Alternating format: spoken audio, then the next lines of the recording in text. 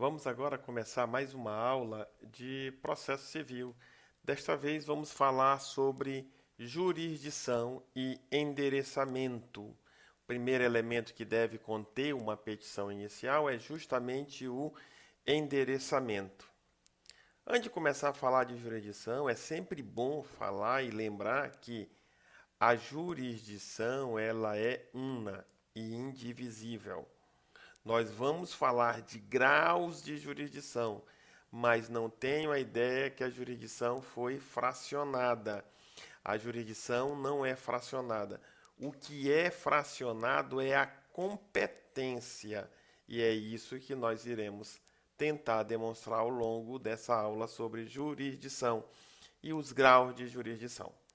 Primeiramente, o artigo 16 do Código de Processo Civil fala que a jurisdição civil é exercida pelos juízes em primeiro grau.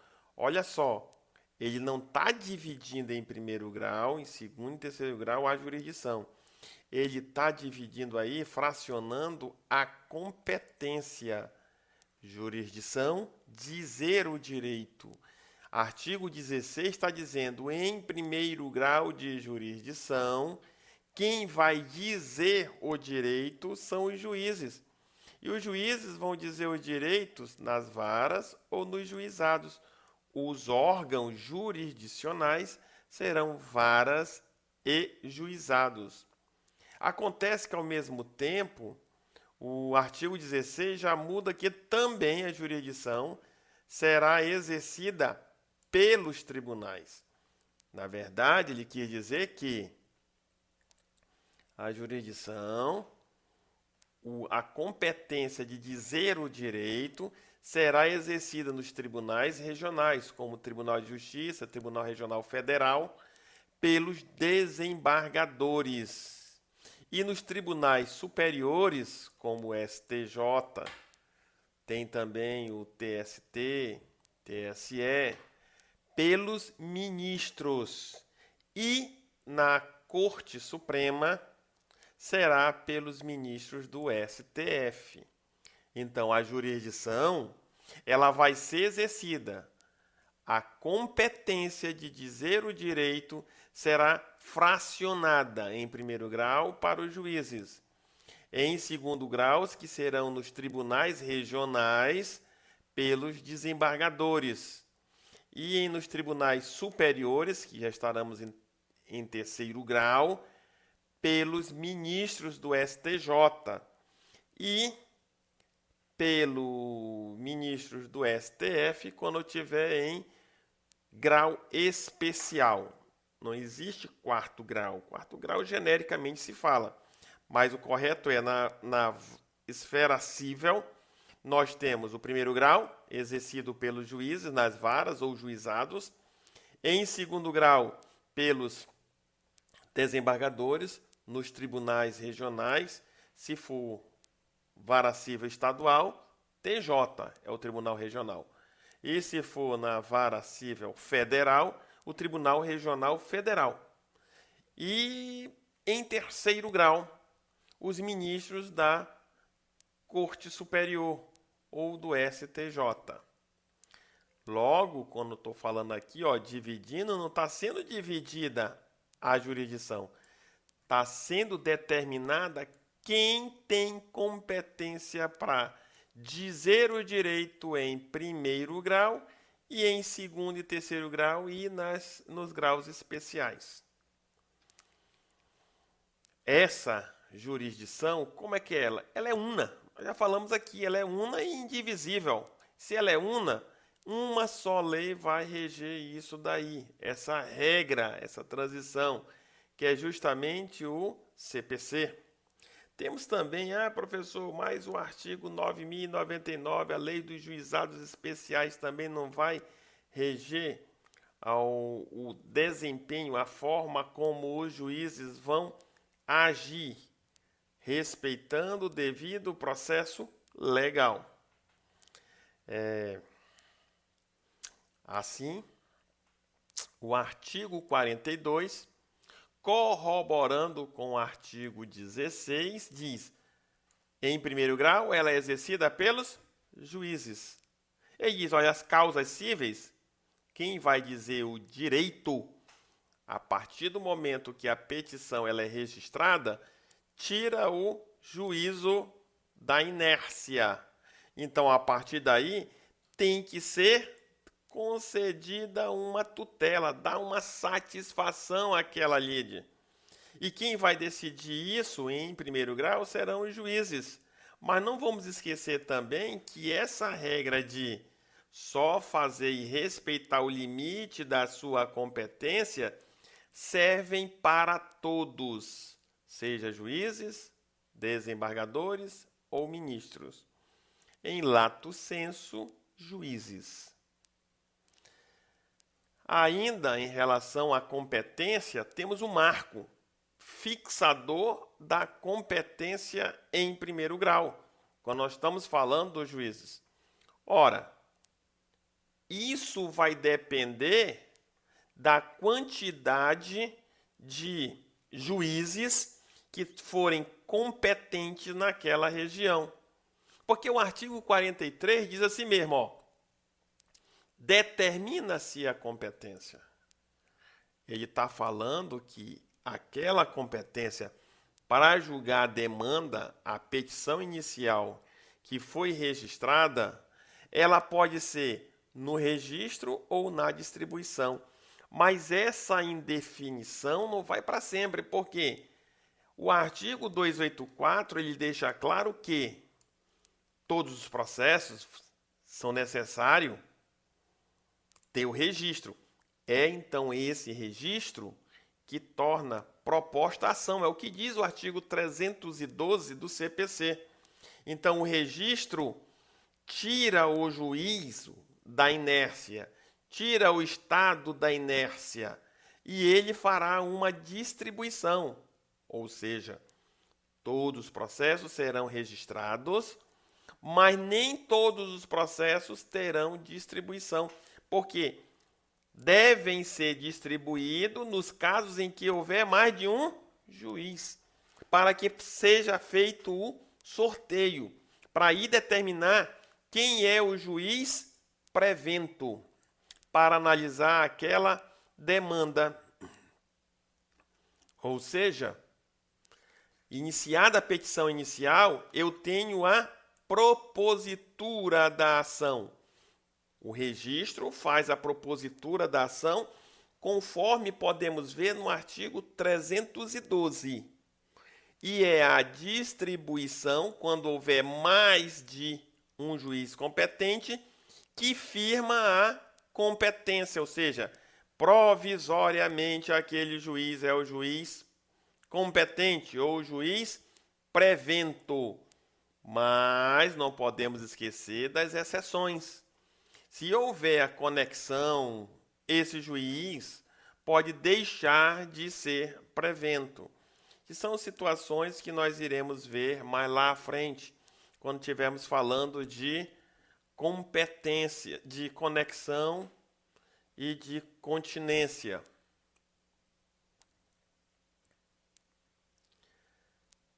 Deve lembrar que é o juízo de admissibilidade que nós temos no artigo 334, o juiz vai analisar se a petição inicial preenche os requisitos do 319 ou não é caso de indeferimento liminar do processo, como nos casos do artigo 330 e nos casos do artigo 332. Juízo de admissibilidade, nós vamos lá para o artigo 334. Não é o juízo de admissibilidade, como às vezes muitas pessoas pensam, que fixa a competência. O artigo 43 é bem claro. Ou vai ser no registro da petição, quando? Naqueles casos que só houver um juiz. Se só tem um juiz competente para julgar aquela demanda, aquela matéria, não há necessidade de passar por distribuição de um sorteio, porque só tem um.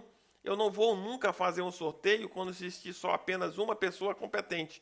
Só vou fazer o sorteio, que é o caso de fazer a distribuição, quando houver mais de um juiz que for competente para analisar aquele caso. Aqui, por exemplo, no estado de Roraima, nós só temos um juizado federal cível. Então, lógico que no juizado federal cível não vai haver a distribuição. A competência vai se fixar, ou o juiz vai tornar-se prevento a partir do momento do registro. Agora, temos aqui também, por exemplo, 6 varas cíveis de competência residual, as famosas varas cíveis genérica. Ora, se eu tenho 6, mais de um juiz pode ser competente para julgar aquele processo. Então, ingressou com a petição inicial na vara cível, tem que haver a distribuição que, através de sorteio, vai dizer se é a primeira, a segunda, a terceira, a quarta, a quinta ou a sexta que vai ser competente para receber aquela petição, para conhecer o mérito da petição inicial. Competência da autoridade judiciária brasileira, e nós vamos olhar, competência, mais uma vez, nós estamos falando aqui, para processar e julgar as ações que o réu, qualquer que seja a sua nacionalidade, esteja domiciliado no Brasil. E aqui nós temos, no artigo 21, as hipóteses jurídicas de alguns emblemas que podem acontecer. Se for réus estrangeiro, não vai ser competente a autoridade judiciária brasileira? Automaticamente ele é competente, sim. Esse caso da competência vamos analisar com mais calma futuramente. Vamos voltar agora então à divisão dessa competência em decorrência da jurisdição civil federal. Ora só, em primeiro grau, aqui tomando por base o estado de Roraima, uma vara federal, segunda vara federal, a terceira vara hoje é o juizado especial federal e a quarta vara. Um processo cuja competência da Justiça Federal, a competência de um dos juízes da primeira, da segunda ou da quarta, vai fixar pela distribuição. Tornar-se-á prevento a quem for distribuído. Já em relação à terceira vara, como eu falei, trata-se de juizado especial cível, só tem um, então a competência do juiz dá-se-á pelo registro da petição inicial. É quando tira o juízo da inércia. Perdendo aqui, é lógico que se eu estou aqui em primeiro grau, perdi, vou manejar uma apelação, que é o recurso correto, de acordo com o artigo 1009, vamos ver com bastante calma futuramente, e o processo sobe para o segundo grau. Dentro do segundo grau, já falamos, é tribunais regional. Nesse caso aqui, denominado de Tribunal Regional Federal. E os processos que estão aqui no estado de Roraima, na seção judiciária do estado de Roraima, eles sobem para Tribunal Regional Federal da primeira região, cuja sede é Brasília. Porque Roraima está sobre essa jurisdição, a jurisdição do TRF da primeira região. Olha que a competência para julgar o processo na jurisdição, que é una, ela foi fracionada. Ela pode ser dividida. Não é a jurisdição que foi dividida. Tanto há um fracionamento de forma vertical, como há um fracionamento de forma horizontal. Temos tanto de forma vertical, como de forma horizontal. Na horizontal, nós temos divisão em varas, seção judiciária divididas em varas. No vertical, em segundo grau, nós já temos as regiões. Primeira, segunda, terceira, quarta e quinta região, até o momento. Ou seja, em segundo grau, foi de novo fracionado. E em terceiro grau, não, aí só tem o STJ.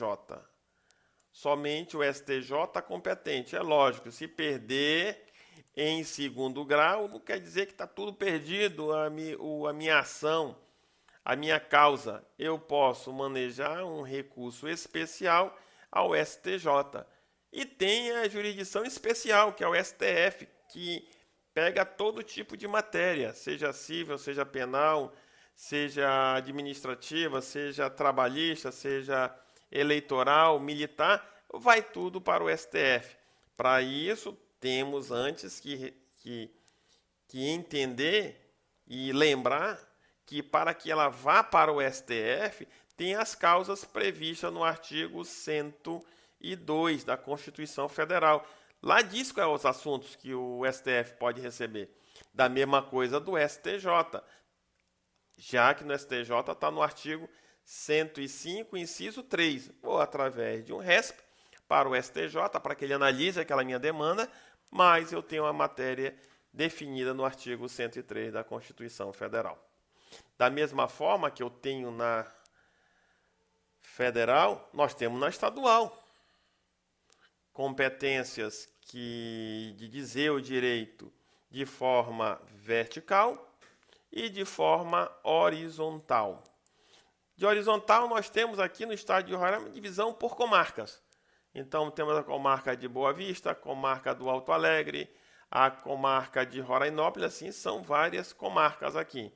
Além disso, a competência para julgar um processo também vai. Por exemplo, aqui em Boa Vista, além de ter divisível, só atende a comarca de Boa Vista, que é só a capital. Todos os processos dessa comarca vêm tudo para Boa Vista. Temos dividido em varas cíveis da Fazenda Pública, que são 2. Varas cíveis da família, que também são 2. Varas cíveis de competência residual, e essas são 6. E os juizados especiais cíveis, inclusive juizado especial cível da Fazenda Pública. E temos juizados especiais cíveis. Um outro rito, um rito meio mais tranquilo. Perdi um processo, vou ficar preocupado? Não, através de uma apelação, eu vou subir para o Tribunal de Justiça de São Paulo? Não, porque o Tribunal Regional para cá, para Boa Vista, é o Tribunal de Justiça do Estado de Roraima.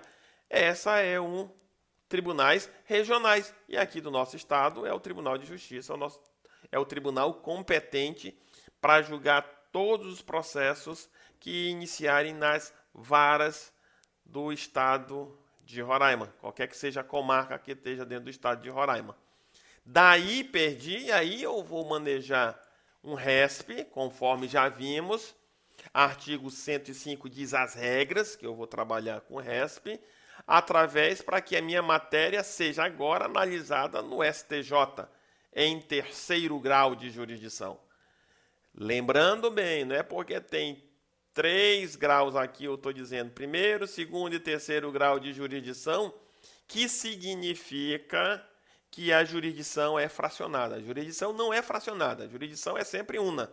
O que é fracionado aqui, vocês podem observar, são as competências. A competência de dizer o direito em primeiro, em segundo e em terceiro grau de jurisdição. Temos os órgãos jurisdicionais, né, do Poder Judiciário, STF, STJ, tribunais regionais, juízes do trabalho, juízes eleitorais e tribunais eleitorais. Isso tudo aqui, todas essas demandas dos tribunais superiores, seja STJ, TSE, TST, que são chamados de tribunais superiores, vão parar tudo resolvido tudo na Suprema Corte.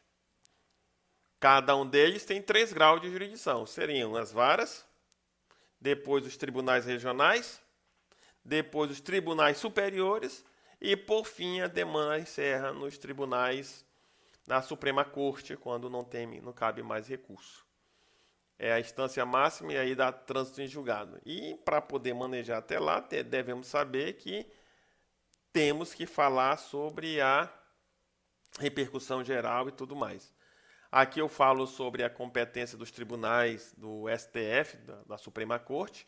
Ela tem as suas competências, está dentro da jurisdição, mas ela tem as suas competências. Competência está na Constituição Federal. Temos também do STJ, aqui nós temos a competência em relação ao recurso ordinário e o recurso extraordinário. Temos também o STJ com as suas competências. Justiça Federal, os órgãos das justiças federais, desde os juízes federais aos tribunais regionais federais, até chegar à STJ também. Aqui chega tudo no STJ. E cada uma delas tem as suas competências. E temos aqui o TRF da primeira região, onde nós encontramos o estado de Roraima.